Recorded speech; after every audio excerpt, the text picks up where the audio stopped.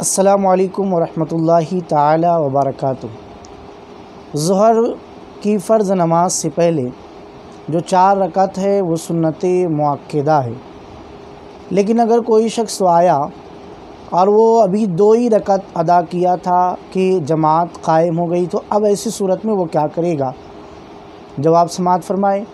ظہر کی 4 رکعت سنت مؤکدہ تاکیدی سنت ہے، بار بار اس کا ترک کرنا گناہ ہے، اور جو اس کی ترک کرنے کی عادت بنا لے ایسے شخص کو امام بنانا بھی جائز نہیں۔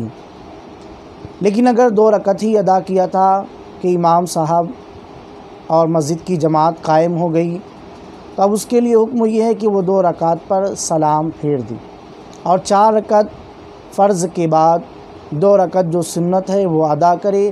اب اس کے بعد اس 4 رکعت سنت مؤکدہ کی ادائیگی کرے، اس کے بعد نفل کی ادائیگی کرے۔